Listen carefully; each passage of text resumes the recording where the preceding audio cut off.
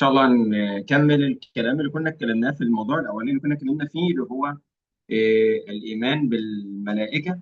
كنا اتكلمنا عنه في اول لقاء خالص، وبعد كده ما كملناهوش بسبب كثره الاسئله وكده. فان شاء الله النهارده هنكمل كلام عن الموضوع ده. قلنا الملائكه ربنا سبحانه وتعالى خلقهم اول المخلوقات اللي هي فيها صفات المخلوقات من البشر، مش هي اول حاجه اتخلقت خالص. كانت اول حاجه ربنا سبحانه وتعالى خلقها كانت، حد يعرف؟ حد يعرف شغل المايك ويقول اول حاجه ربنا سبحانه وتعالى خلقها في الكون كله؟ حد عارف؟ عارفه؟ قول. لا، مش سيدنا آدم. سيدنا آدم اخر حاجه اتخلقت. حد عارف؟ القلم. مين اللي قال القلم؟ اول حاجه ربنا سبحانه وتعالى خلقها كانت القلم. تمام. ربنا سبحانه وتعالى خلق القلم وقال القلم اكتب، فقال القلم ماذا اكتب؟ فقال اكتب مقادير السماوات والارض. انت اكتب مقادير السماوات والارض. كل اللي انت هتشوفه في حياتك او هيحصل لك في حياتك مكتوب لك قبل ما ربنا سبحانه وتعالى يخلق البشر ويخلق السماوات والارض ويخلق الجنه والنار باكتر من 100,000 سنه، وده الرقم اللي احنا نعرف نعده، لكن محدش يقدر يجزم بكام ألف سنة بالظبط. تمام، ممكن يكون من ملايين السنين، لكن كل اللي انت هتشوفه في حياتك ربنا سبحانه وتعالى خلقه وكتبه قبل بداية الخلق بأكتر من 100,000 سنة. تمام. يعني طالب الثانوية العامة اللي زعلان من امتحان الكيمياء ده، مكتوب له ان هو هيجيب كام في المية، ومكتوب له ان هو يخش كلية ايه من قبل ما ربنا يخلق الكون ب 100,000 سنة. تمام. فلان اللي تعبان واللي مريض واللي الناس كلها عماله تدعي له ان ربنا يشفيه ومش عارف ايه، واذا كان ربنا يشفيه او اذا كان لا قدر الله هيموت او كده، ده مكتوب له. اذا كان ربنا يشفيه ولا اذا كان هيموت ولا اذا كان هيعجز ولا اذا كان يحصل له ايه، قبل ما ربنا يخلق الكون. يخلق الكون مش يخلقه هو ب 100,000 سنه. تمام. وبعد ما ربنا سبحانه وتعالى خلق الملائكة، خلق القلم وقال له اكتب مقادير السماوات والأرض، ربنا سبحانه وتعالى خلق الجنة والنار. تمام. وبعد كده ربنا سبحانه وتعالى خلق حاجة غريبة قوي قوي. تمام. إيه؟ خلق باب كده لوحده. خلق باب. تمام. الباب ده ما بين له ضلفتين اتنين، الضلفة الواحدة يعني بوابتين كده بيفتحوا. الضلفة الواحدة ما بين، قد ما بين المشرق والمغرب. شوف الشمس بتطلع منين والمغرب والشمس بتغرب منين. ما بين المشرق والمغرب قد ما بين قد الضلفه الواحده من الباب ده. تمام. وبعدين ربنا سبحانه وتعالى بعد ما خلق الباب ده كتب عليه باب التوبه. باب التوبه. يبقى اول حاجه ربنا سبحانه وتعالى كان الشمس كانت القلم، وبعد كده ربنا سبحانه وتعالى خلق الجنة والنار وخلق باب التوبة. تمام. و علشان لما نتوب نبقى نخش طب باب التوبة ده ممنوع لمين؟ لسه ما نعرفش. وبعد كده ربنا سبحانه وتعالى خلق الملائكة وخلق الجن وخلق السماوات والأرض في 6 أيام. طب ليه في 6 أيام؟ طب ما هو ربنا سبحانه وتعالى خلق الكون كله في مفيش، خلق الملائكه في مفيش، خلق الجنه والنار بايده. تمام. في وقت لا يذكر. امال ده كله اتعمل ليه السماوات والارض في 6 ايام؟ ربنا سبحانه وتعالى خلق السماوات والارض وما بينهما في 6 ايام علشان يعلمنا الصبر. حتى لو انت قادر انك تعمل الحاجه والموضوع سهل بالنسبه لك، لكن انت ربنا سبحانه وتعالى هيعلمك الصبر، ازاي تصبر، ازاي تتأنى، ما تبقاش مستعجل انك تعمل الحاجه. تمام. وبعد كده الملائكه، بعد ما ربنا سبحانه وتعالى خلق الملائكه وخلق الجن، بعد ما ربنا احنا اتفقنا ان احنا نشرح حاجات مش مجرد ان احنا نقول قصص بس السنه دي، لا، الدين عليه درجه كبيره جدا. فاحنا عايزين نقول كلام يكون عندك في المنهج ويتعلق بالمنهج بتاعك. تمام. اللي انا بقوله ده هتلاقيه تقريبا في كل السنوات الدراسيه زي موجود. خلق ربنا سبحانه وتعالى الجن، ولما خلق الجن الجن كانوا مفسدين في الارض كالعاده طبعا. تمام. وبعد كده ربنا سبحانه وتعالى بعد ما خلق، الصوت بيقطع حبيبي. مش عارف بقى الصوت بيقطع عند كل الناس، لو بيقطع عند كل الناس عرفوني، انما متهيألي ان هو ممكن يبقى عندك انت مشكله يا حبيبي. الصوت كويس آه يا مس. طيب تمام، يبقى مشكله عندك يا حبيبه، معلش شوفي. لما ربنا سبحانه وتعالى خلق الجن، الجن كانوا بيفسدوا في الارض، لان جينا بعد كده وربنا سبحانه وتعالى قال وإذ قال ربك للملائكة إني جاعل في الأرض خليفة. تمام، هنفسر الكلام ده بالتفصيل دلوقتي. إني جاعل في الأرض خليفة. تمام. جاعل يعني خالق. تمام. جاعل يعني خالق. في الأرض يعني هيعيش في الأرض. إيه ده؟ هو مش الإنسان اتخلق في الجنة والمفروض إن سيدنا آدم كان في الجنة؟ لا يا حبيبي. مش انا قلت لك ان كل حاجه مقدره عند ربنا سبحانه وتعالى، وكل اللي احنا بنعمله ده بيكون بقدر ربنا سبحانه وتعالى. اذا ربنا سبحانه وتعالى لما خلق سيدنا ادم والسيده حواء في الجنه كان عارف ان ده مش بيتهم الاساسي، ان هم هيجي لهم وقت وهينزلوا في الارض عشان تعمير الارض، لان مسكنهم الاساسي وحياتهم الاساسيه في الجنه مش في الارض. في الارض مش في الجنه لسه. تمام.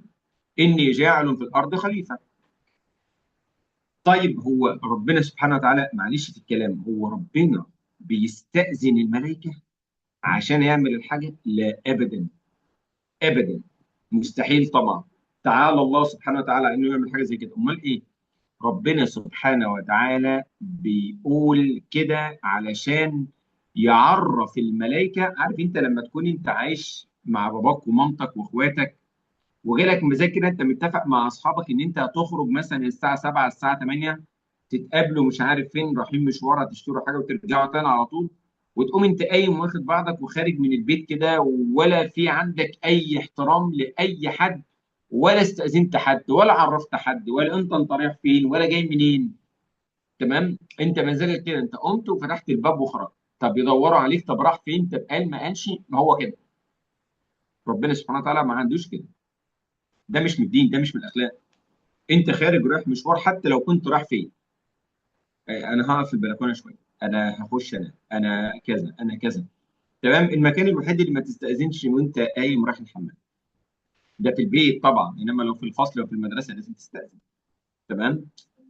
حتى تلاقي المستر يتضايق جدا، يقول لك يعني انت قايم وماشي من غير ما تقول لي حتى من غير ما تستاذن؟ يعني هو كده، ده بلطجه، ده مش احترام ابدا يعني. تمام. المهم، ربنا سبحانه وتعالى قال وإذ قال ربك للملائكة إني جاعل في الأرض خليفة. ربنا سبحانه وتعالى بيعرفهم ما إنهم مخلوقات، وربنا سبحانه وتعالى بيحترمهم. فربنا مش عايز يخلق حاجة تكون مفاجأة ليهم، يعرفهم أنا هعمل كذا. وهنا الملائكة ذكية جدا، خافوا على نفسهم. اوعى تفكر ان هو لما قالوا أتجعل فيها من يفسد فيها ويسفك الدماء. هو انت هتخلي الناس تبهدل في الارض وتقتل بعض وتفسد في الارض وتلوث في الارض ويقتلوا بعض ويرتكبوا ذنوب ومعاصي؟ هم عرفوا منين؟ تمام. طيب تمام ماشي، المحاضره بتسجل يا محمد. هم عرفوا منين ان احنا نعمل كده؟ هل احنا عملنا كده؟ عملنا كده. طب الملائكه كانت عارفه ان احنا نعمل كده؟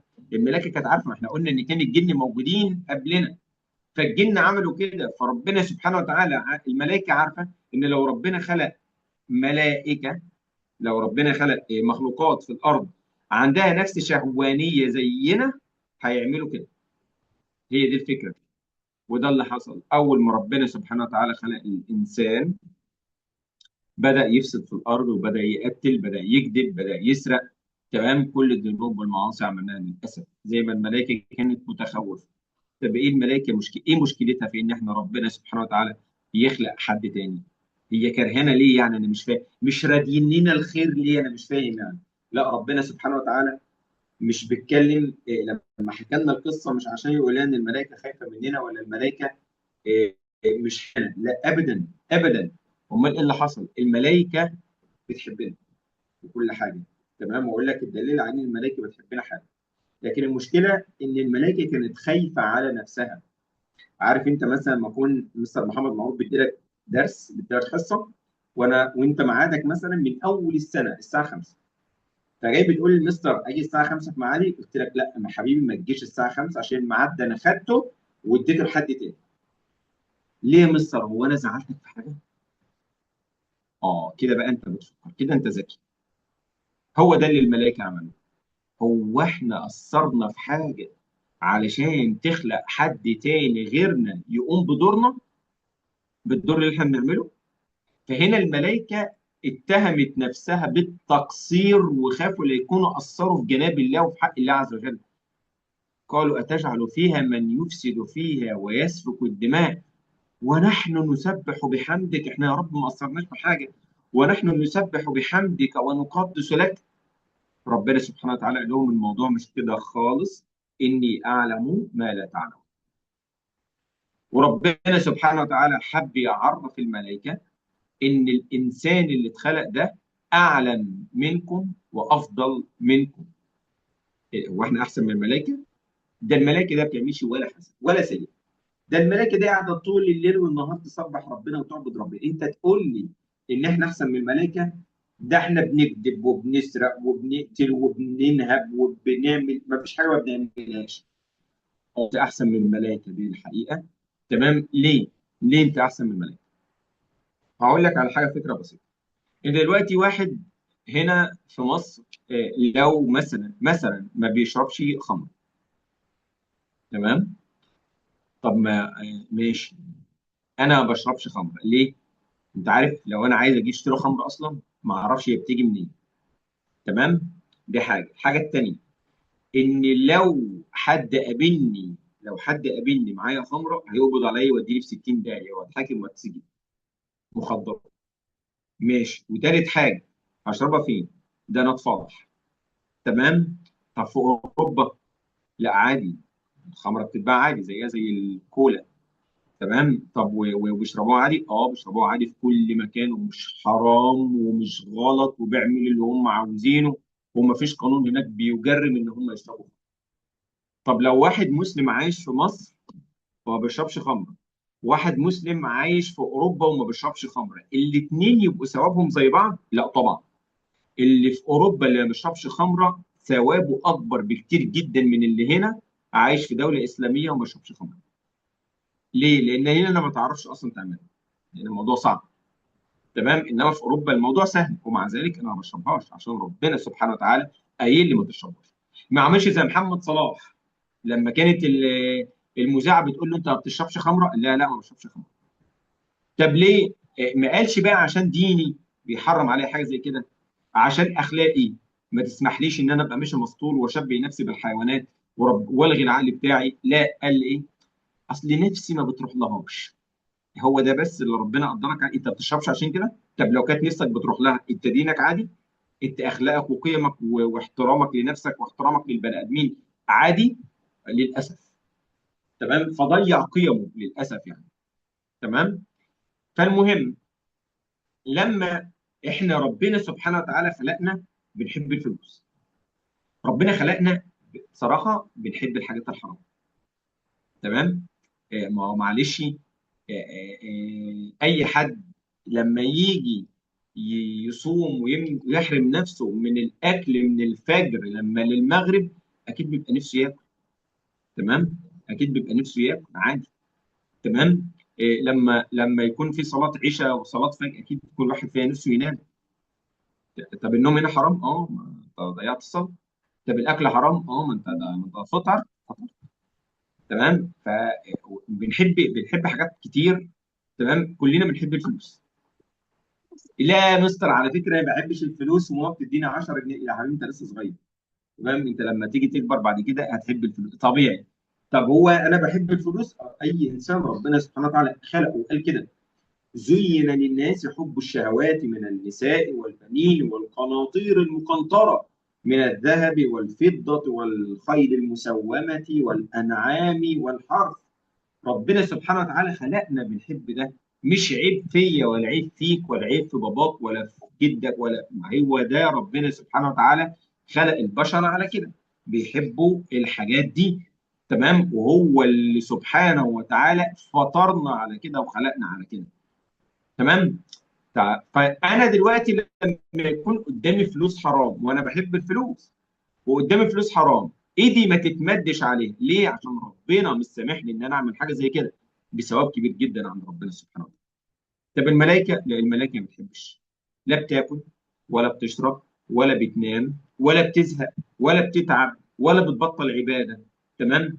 الملائكه من يوم ما ربنا سبحانه وتعالى خلقها لحد النهارده وهي بتعبد ربنا. قال النبي صلى الله عليه وسلم، صلى على النبي، قال النبي صلى الله عليه وسلم: قطت السماء وحق لها ان تئط. عارف لما تحط حاجات كتير على السقف كده فتلاقي السقف بيطقطق؟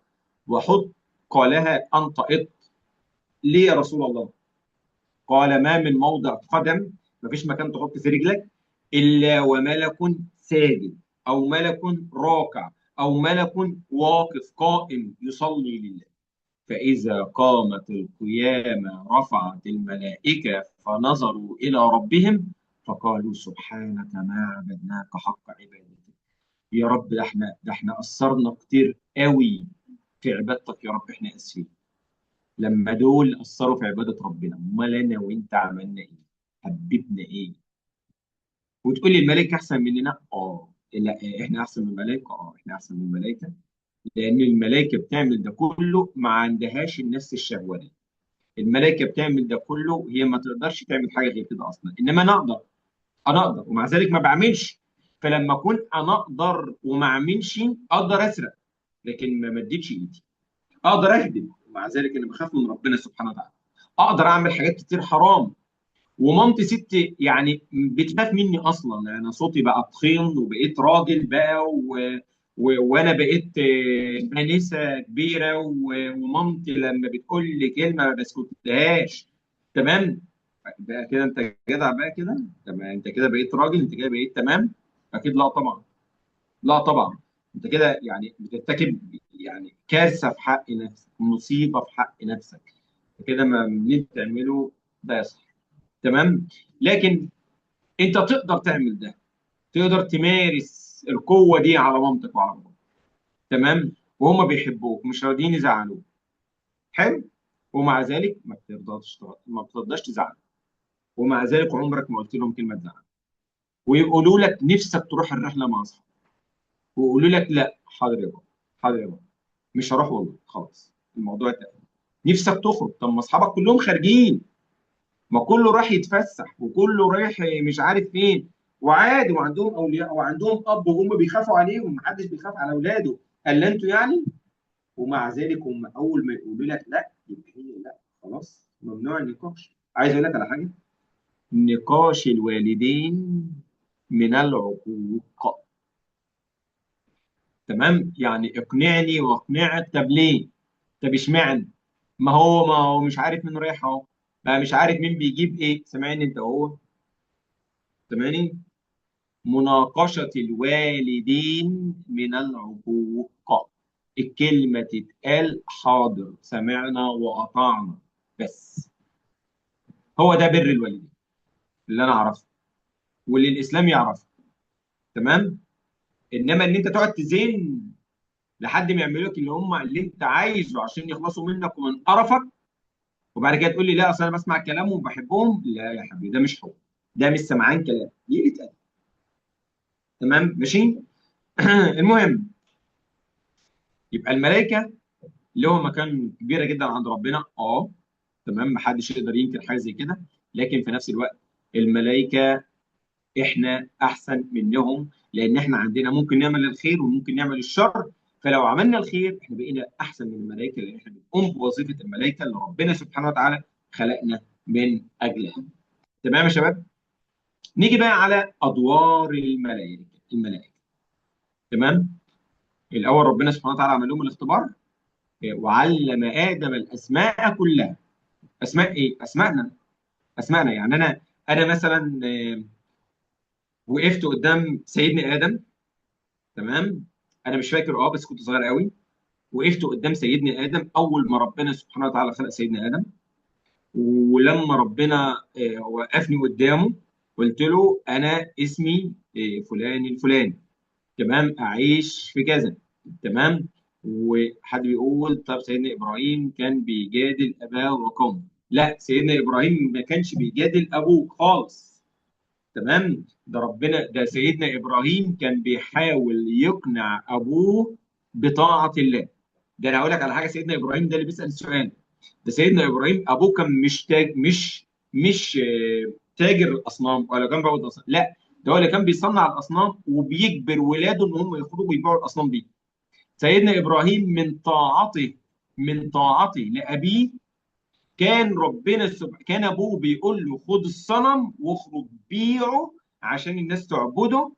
فكان سيدنا ابراهيم ما بيقدرش يقول لابوه لا. وكان بياخد اصنام، علبه كده فيها اصنام، ويخرج يبيعها عشان الناس تعبدها زيه وزي اخواته يبيعوا وهو يرجع ما باعش ولا قطعه. ما بعتش ليه؟ يقول انا ماشي بنده زي اخواتي. انا بقول من يشتري من يضره ولا ينفعه.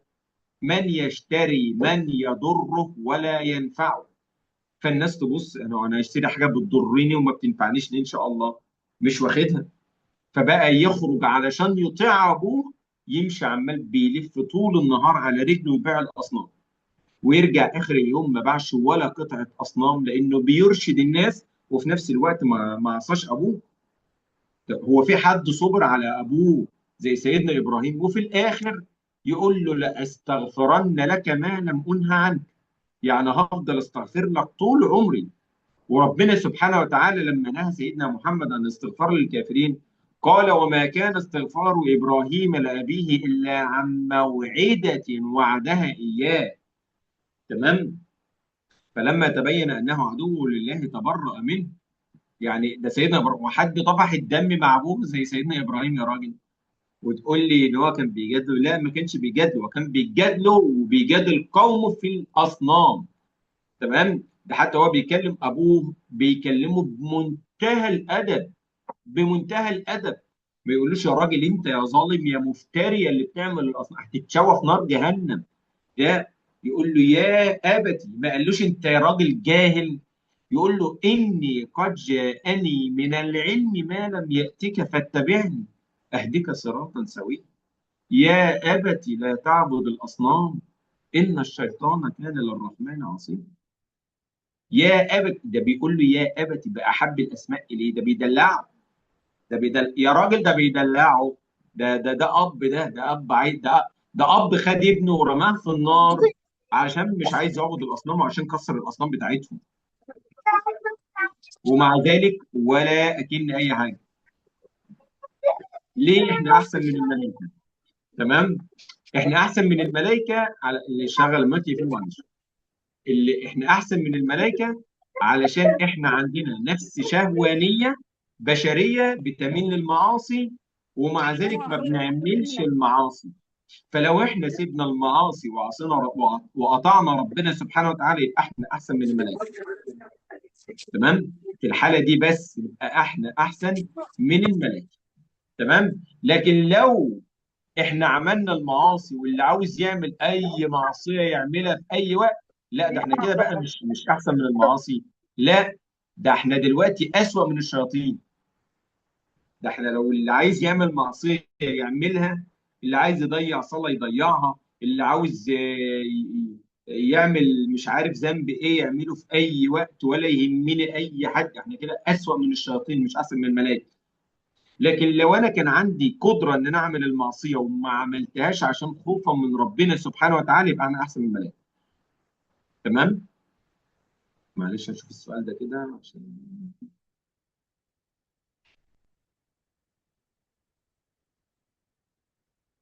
ممكن حد ياخدها مبرر للتكبر بالاعمال. تمام. ان احنا احسن من الملائكه؟ لا طبعا. مفيش اي داعي لحاجه زي كده. هو انا لو انا تكبرت بالعمل بتاعي يبقى انا كده ضيعته. تمام. لو انا تكبرت بالعمل بتاعي يبقى انا ضيعت العمل بتاعي. تمام. النبي صلى الله عليه وسلم دخل عليهم واحد يصلي. تمام. الراجل دخل يصلي ركعتين، دخل صلى ومشي. فالصحابه اثنوا عليه خير جدا جدا جدا، فقال النبي صلى الله عليه وسلم هو من اهل النار. فليه من اهل النار؟ ده راجل داخل يصلي يعني. فالنبي صلى الله عليه وسلم ناداله قال له استحلفك بالله، اجاء في خلدك في ذهنك في عقلك وانت بتصلي انك افضل من في المسجد؟ فقال الرجل اللهم نعم، ايوه. انا لما بدخل اصلي بحس ان انا اكتر واحد بعبد ربنا، واحسن واحد في الصلاه، واحلى واحد في المسجد، واعلى واحد مكان عند ربنا ممن في المسجد. خد بالك، ممن في المسجد اللي هو بما فيهم الصحابه والنبي صلى الله عليه وسلم. تمام. قال النبي صلى الله عليه وسلم حبط عمله وهو في النار. اي حد هيتغر بالعمل بتاعه هو في النار للاسف. للاسف. تمام. طيب نيجي بعد كده. الملائكه لما ربنا سبحانه وتعالى خلقهم، خلق لهم وظائف، منهم حملة العرش. ودول 8 ملائكة، 8 ويحمل عرش ربك فوقهم يومئذ 8. قال النبي صلى الله عليه وسلم في حديث عن حملة العرش قال أذن لي، ربنا أذن لي أن أحدثكم عن ملك من حملة العرش. تمام. يعني ما قلنا الملائكة بيعبدوا ربنا أحسن مننا، بس الملائكه ما عندهمش شهوه، نفس شهوه. الملائكه لا بياكلوا ولا بيشربوا، فعلى طول صايمين. فانا لو منعت نفسي من الاكل والشرب يبقى انا دلوقتي زي الملائكه، بس انا منع نفسي من الاكل والشرب اختياري. لو واحد بيصوم اثنين وخميس ما هو زي الملائكه دلوقتي، بس هو صايم بمزاجه عشان يتقرب لربنا. انما الملائكه ما عندهاش بطن عشان تاكل وتشرب. تمام. الملائكه بيعبدوا ربنا بس هم مجبرين على عباده ربنا، او مخلوقين علشان عباده ربنا سبحانه وتعالى. تمام. قال أذن لي أن أحدثكم عن واحد من حملة العرش ما بين شحمة أذنه ومنكبه. الحتة ده اهي، الحتة ده اهي، ما بين شحمة أذنه ومنكبه دي كده يسيرها الراكب في مسيرة 500 عام ولا يقطعها. أمال جسمه قد إيه عشان يحمل عرش ربنا سبحانه وتعالى؟ ومع ذلك مع العظمة بتاعتهم دي، اول ما ربنا سبحانه وتعالى يكون هينهي الخلق، فربنا ينادي على ملك الموت ويقول له ليمت حملة العرش. فالعرش يتكلم ويقول يا رب ومن يحملني؟ فيقول الله عز وجل أيها العرش أنا خالقك وأنا حاملك. وأول ما يموت حملة العرش يتفاجئ العرش بتاع ربنا سبحانه وتعالى بكرسي العرش بتاع ربنا إنه واقف لوحده عاد. قال هو ما وقعتش، اكن الملائكه دول مش هم اللي شايليني؟ لا، مش هم اللي شايلينك، بل العرش وحملته والكرسي وعظمته مخلوق ومرفوع بحكمته وعظمته. تمام. فربنا سبحانه وتعالى لما يأمر بموت حملة العرش، تمام، هيموتوا وهيتفاجئ العرش ان مش هم اللي حاملينه ولا حاجه. في عندنا سيدنا جبريل، وده حبيبنا احنا، ده حبيبنا. لما سئل النبي صلى الله عليه وسلم من اليهود من وليك من الملائكة، من حبيبك من الملائكة؟ فقال النبي صلى الله عليه وسلم بلا أي أدنى تفكير قال جبريل عليه السلام. جبريل ده أول حاجة عملها لما نزل لسيدنا محمد. جبريل من يوم ما اتخلق من كام مليار سنة ولا من كام مليون سنة، الله أعلم قد إيه بالظبط، أول ما ربنا سبحانه وتعالى خلقه قال له أنت مخلوق علشان تنزل الرسالة على حبيبي محمد صلى الله عليه وسلم. فكان جبريل ده مستني يوم محمد ده. فين محمد ده؟ هيتخلق إمتى محمد ده؟ من يوم ما اتخلق لحد يوم الغار، تمام، ليلة القدر، مستني إنه ينزل على النبي صلى الله عليه وسلم. عشان كده اول ما نزل على النبي صلى الله عليه وسلم، اول ما شافه قال اقرا، قال ما انا بقارئ. فلما سمع الصوت النبي ما قدرش يستحمل، خد النبي صلى الله عليه وسلم وضمه ب 600 جناح. يقول النبي صلى الله عليه وسلم حتى اختلف مني الاضلع، يعني ضلوعي طقطقت دخلت في بعضها. ثم وضعه وقال يا محمد اقرا، قال ما انا بقارئ. فراح شايله تاني ومديله حضن تاني. ف- يعني قال له اقرا، قال له ما انا بقارئ، فراح شايله تالت ومديله الحضن التالت. قال له اقرا، قال له وما اقرا، خوفا لحسن يشتاله كمان مره ويديله حضن كمان مره. تمام. فهو حامل الهم انه يشيله اكتر من كده ويضمه اكتر من كده. وحشه، وحشه قوي قوي قوي. تمام. سيدنا جبريل ده يا جماعه يعني العلاقه احنا كمسلمين بيه ما كانش بيستنى، ما كانش يتحمل ان الملائكه ان المسلمين يخسروا في معركه من المعارك.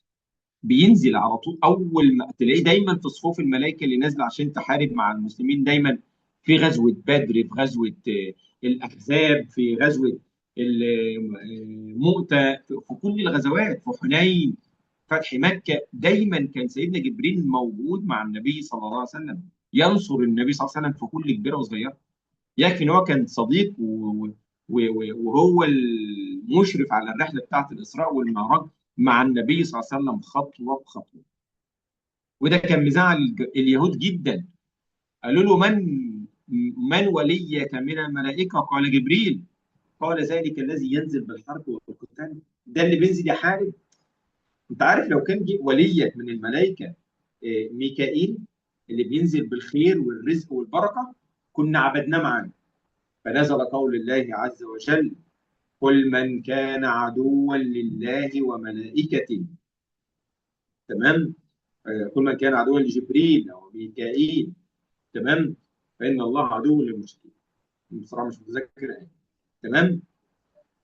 فنزل قول الله عز وجل يرد عليهم. تمام. ونزل قول الله عز وجل امن الرسول بما انزل اليه من ربه والمؤمنون كمان امنوا معاه. كل امن بالله وملائكته. احنا بنتكلم النهارده عن الايمان بالملائكه، وان شاء الله الجمعه الجايه نتكلم عن الايمان بالرسل. وكل امن بالله وملائكته وكتبه ورسله. تمام. ف من عندنا كمان سيدنا ميكائيل ده بينزل بالرزق. الدنيا لما تشتي يا حبايبي كده، الدنيا بتشتي بتنقط ميه. تمام. ايوه، شكرا لملك. من كان عدوا لله وملائكته ورسله وجبريل وميكائيل فان الله عدو للكافرين. تمام. يعني ربنا سبحانه وتعالى بيقول ان جبريل زي ميكائيل، والايمان بهم زي الايمان بالله عز وجل. تمام. لا نفرق بين احد منهم.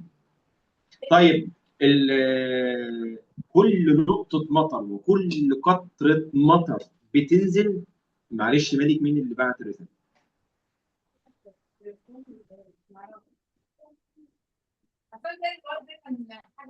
مالك مين؟ ستة؟ طيب كل نقطة مطر بتنزل، نقطة المطر دي وهي نازلة سيدنا غلط. ميكائيل بيبقى جايب مكتوب عليها هي تنزل لمين. تمام. نقطة المطر دي نازلة لمين؟ نازلة خير لمين؟ نازلة رزق مين؟ بنقطة هو نقطة المطر بتبقى نازلة بمحددة طبعا. طبعا اوعى تفكر ان في حاجة مخلوقة مخلوقة كده. ربنا سبحانه وتعالى قال وما تسقط من ورقة، تمام، في ظلمات البر والبحر ولا رطب ولا يابس الا في كتاب. ورقه الشجر اللي بتنزل تستأذن ربنا سبحانه وتعالى قبل ما تنزل، وربنا بيحدد لها تنزل امتى وهتنزل فين وهتبقى رزق مين. مفيش حاجه مخلوقه كده عند ربنا سبحانه وتعالى. تمام. في عندي